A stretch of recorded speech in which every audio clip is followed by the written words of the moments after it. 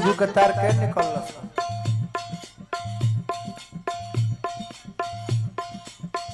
तार अरे सरवते खिंचले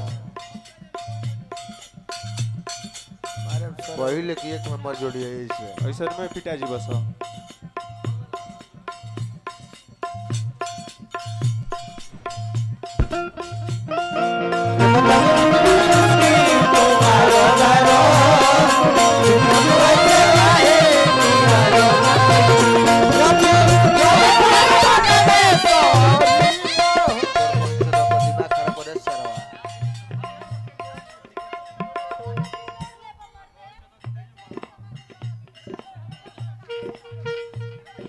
मछोदरी वाला है जाल बिछौले बा तार में के बिछौले जाल बिछौले बा मछोदरी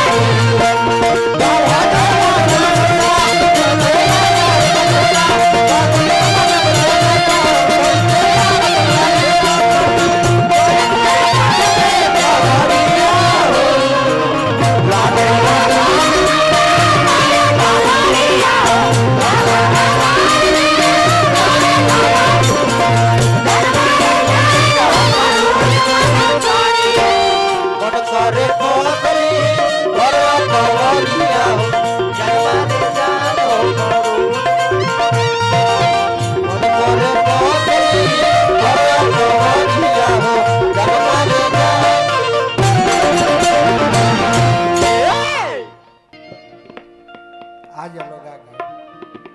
उधर भैया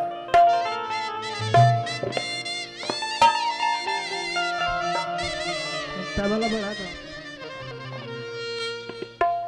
सावरिया रे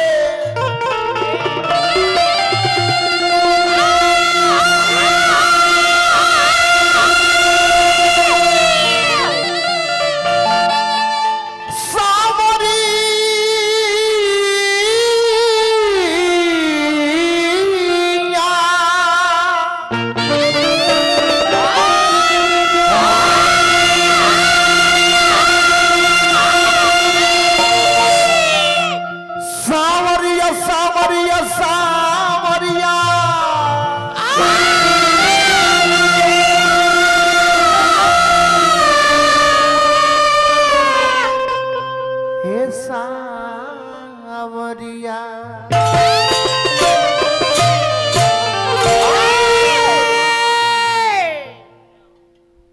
कुंवर जी के हम पंकज भैया देखनी नु तमरा मन में भइल कि मार्केट में आदमी आई कब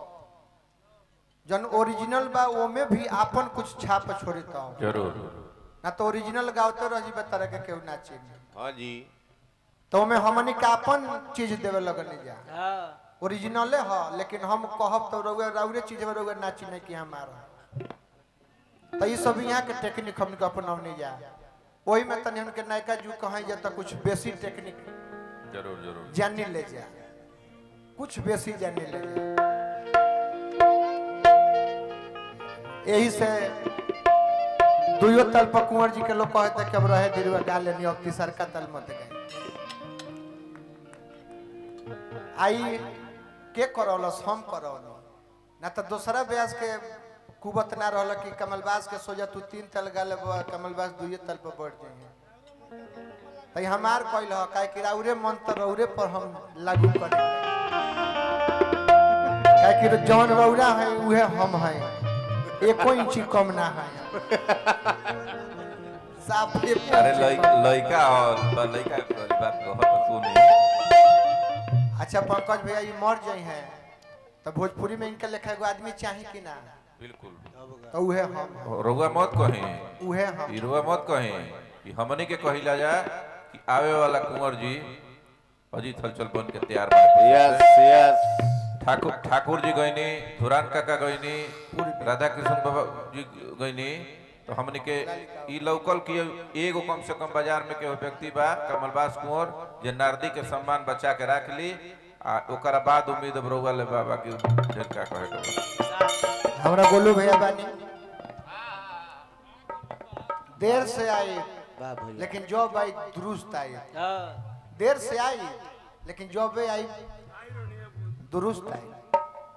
फिर 2000 रुपया पुरस्कार दिल बानी भैया का स्वागत करब आइब का कुंवर जी